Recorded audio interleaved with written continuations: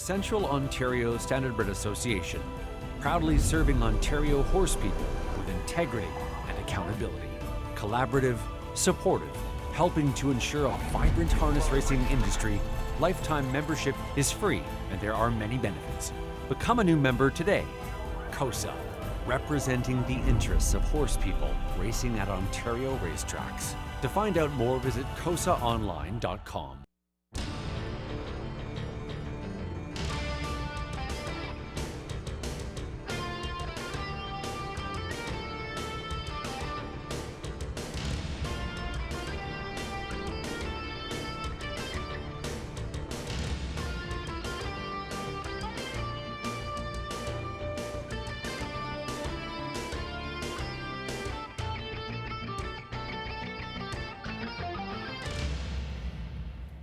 Hey, good evening, everyone. Welcome back to the Raceway at Western Fair District, London, Ontario. Tracking out to Shannon Sugar Doyle. Caretaker Eddie Durbridge with us for the show tonight. Welcome, Eddie. Thanks, First time, Sugar. the pregame show debut, hey? Hopefully it goes good. Right on. You've been involved with racing basically your whole life? Basically, yep, 24 years. Family members all into it too, pretty much? Mom, dad, grandpa, sisters. So you got Norm and Tammy. Norm does the warm-ups here on a regular basis. You've had a sister, Nicole, into the caretaking. She's got another route, though, right now, hey? And another younger sister, Kim. Yep. Maybe shout-outs for Kim, Nicole, Tammy, and Norm. Eddie Durbridge, caretaker on the show, looking after a few horses this evening. We're going to pick your brain on maybe finding a winner. Sounds good. From one of those three that you're looking after here this evening. Let's get a look at some tickets right now. It's a pick three play right up front. Race number 1, a 60-cent base minimum wager now. That's a new deal that came out at the start of our race meet. 60-cent base minimum wager. We had a pick three here last night. The final pick three in the evening came in at well over $1,000 on a 60-cent ticket. So I don't think this one's going to pay over $1,000 unless you can beat these horses I've selected. The one Major Comfort, 4 Tarragon, the obvious 2 to go to start things up on an early pick three. Over into race number 2, it's the 1 and 8 American Assassin and the 8 St. Lance Thriller. But you know what? This is kind of my bad on my end. That 2 Amazon Dragon should be on my ticket as well, and it's probably going to cost you about $15 now to play it on a 60-center. Again, that's my bad. You can include the 2 for race number 2 on that pick 3 play. And in the third race, I'm going to use a 1, 3, 4, and 7 to close it out again. Include that 2. You cannot leave the 2 off your early pick 3 ticket in the second race. And again, it's going to cost you about $15-ish. We'll move on now to an early pick 4. The early pick 4 starts up in the fourth race. You got one in here, Eddie. Yep, number 8, Waiting for Love. Long shot factor, maybe the tri-superfecta possibility. Hopefully, something like that. Right on. In the fourth race, I've gone to the 2 Dance Off and 3 Trafalgar. Trafalgar comes in for the stable group. Harry Polton trained Anthony MacDonald with us this evening, driving number 3 Trafalgar in the fourth race. Fifth race, using a 2 Sports Jacket, who will try to find that form he showed 2 starts ago. Number 6 Courage, first time for trainer Fred Bourgault, and that is a go-to angle here in London. Fred Bourgault, first time. That angle has worked out well over the last few seasons here in London, so beware of number 6 Courage in the 5th. Race 6. 1 Bet on Art. Had a big lead last time, Eddie. This horse was winning by over a dozen lengths and jumped it off and just spoiled an easy victory. Arnold the Paperboy, for me, he's one that likes to deliver. He's one to think about there in race number 6, the early high 5. And the race 7, using a 3, Significance, and the 4, Sodwana Bay, top-class pacing mares, race 7. Just $3.20 to play that early pick 4 the way it looks on the screen. It's a late pick 4 that will start up in race number 8. And again, number 2, Golden the Badlands, an obvious player. And number 1, Jim's Great, is going to get a much improved post to work with. He will not be racing from off the pace. He will be on or near the lead. And right there with him will be the 2 Golden the Badlands. I think it's going to come down to a stretch duel between those 2. They'll be sprinting towards the finish. Race number 9 is where I couldn't find anything that really jumped off the page. Group of 8 on the trot, and it's an all button on this end. 5 Latte Grande or the 6 Sporty Tory. Second start back off the layoff for Sporty Tory. She can fly, and she came back real good. Nice back half for a mile on 56-2 on her return to the races to finish third against the likes of Top, Royal, and Sedwana Bay. She faces an easier group tonight, though. Latte Grande, Mark St. Louis Jr. got along fine with that one last time out. To round out my late pick 4, we're going to use a 4, 6, 8, and 9. We're using one of yours, Eddie. Yep, Keaton, number 4. Keaton, back on Lasix. He's had it before. Oh, yeah. Right on. He's been to the winner's circle many times, too. You've been Oh, there yeah. with him. Couple times. 51-time winner, Keaton, from post 4 in race number 11. Eddie Durbridge doing the caretaking duties for that one this evening. All right. As mentioned, Eddie Durbridge with us for the show. But before we get to you, Eddie, I'm going to let them in on a long shot angle play. It's a race number 11. Number 6, Stony Durkin, will face Keaton. I think those are my 2 top choices when I go to my program selections, front of the program. 6, Stony Durkin. I got him labeled as wanting to be up close in there. And number 4, Keaton, fitting in well. And he is fitting in well, Oh, right? yeah, he fits his class pretty good. Were you up around Leamington when he was racing there this week? Yep, I was down there this past summer. And he fared out pretty good. Great check getter. You know, he's always in the hunt there, first, second, and third throughout the program Yeah, line. always try down there.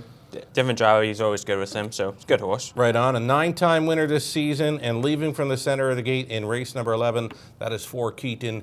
Eddie Durbridge looking after that one this evening. So, Eddie, all right, always a pleasure to have a caretaker with us on the show. You've been in the business how long? 24 years. 24 years, and you're 24 years, your whole life then, right? Yep.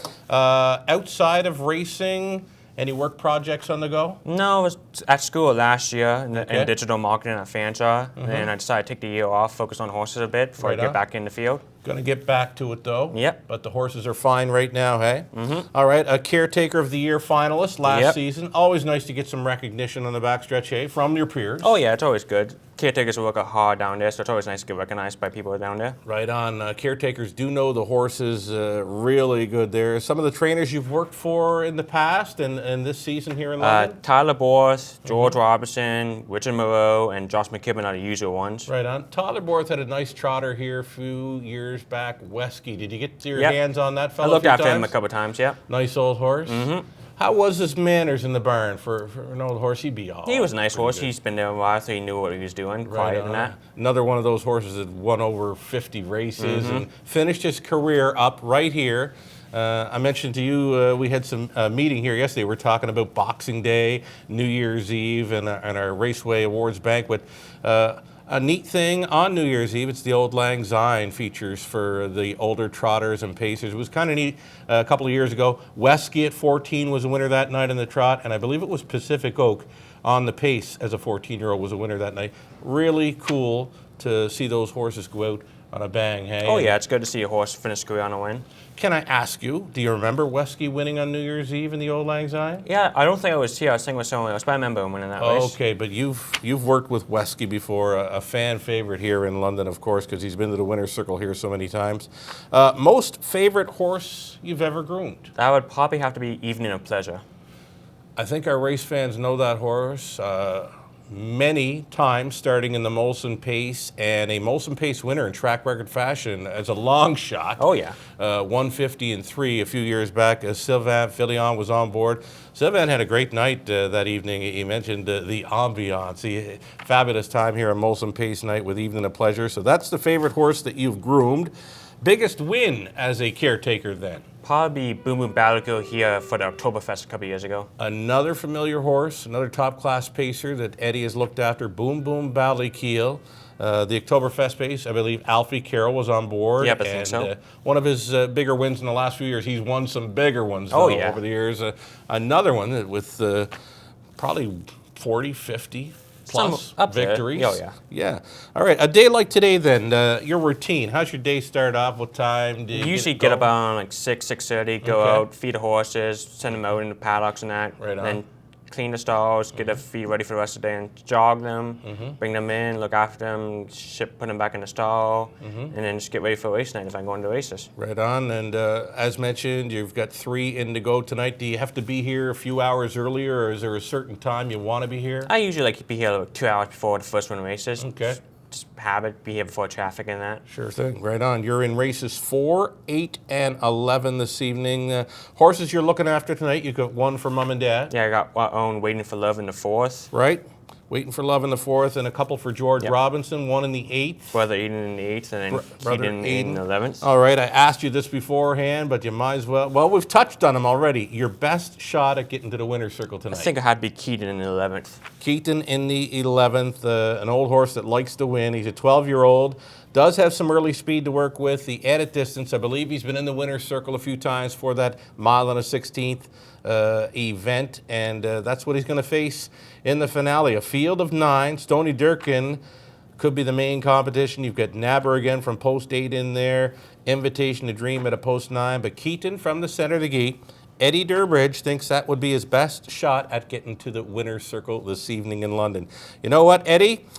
Great time having you on the show. Thanks for having me. You bet, and best of luck with your 3 horses you're looking after Thank you. tonight. And you know what? If you get to the winner's circle for Keaton, maybe we'll have to get you back in for another Tuesday pregame at some point. Hopefully it was fun, Chucka. Right on. Sounds good then. Let's go to a best bets board right now. Bring it up for myself and Lou. You know what? Lou Sorella, friend of the show, celebrating a birthday today. Happy birthday, Lou, from all your friends here at the Raceway, and best of luck with your best bet, that being number 3, Significance, in race number 7. She's been solid all year, and she was a winner here against Similar 4 starts back. My best bet, right off the bat in race number 1, Major Comfort getting 2-1 on the morning line, gets a rail advantage. I'm thinking it's go time for Major Comfort. Jay Harris gets the call. He's going back on board. I think there's some early speed to work with. A much improved post.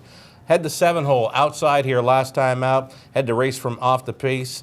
Again, the rail to work with for Major Comfort in the opener. My best bet on the evening. Rod Adams Jr., Terry Wilson providing their best bet angles this evening as well. We can bring them up. Rod Adams Jr. gone to that nice filly, Sporty Tory. You know her, I would imagine. Oh, yeah, Eddie. she's on the track every now and then. She's a good filly. She is a very talented filly. She took some time off, but she came back real good. She's in the 10th race tonight from post 6. Second start, off a rest, has tons of speed. Again, lots of talent with Sporty Tory. Rod Adams Jr.'s best bet on the night. Terry Wilson chasing after a long shot, like he sometimes does here in London. He's going to chase after 9. Invitation to Dream, 8-1 on the morning line, back down in class, looking for an upset. Austin Sorey has sprung for a few upsets in recent weeks here in London. One to consider there, Terry Wilson's best bet on the night. That's going to do it then for tonight's pregame show. It's a top of the fair Tuesday. Upstairs, a nice crowd up top this evening. Enjoy your night, folks. We're so glad you're with us. Survivor Tuesday is on. Always free to play online or on track. You can visit our website at westernfairdistrict.com/raceway. You'll also find free programs and selections there as well. Want to wish you luck, everyone, tonight, and best of luck, Eddie. Thanks again for joining us tonight. 11 races underway at 6:15.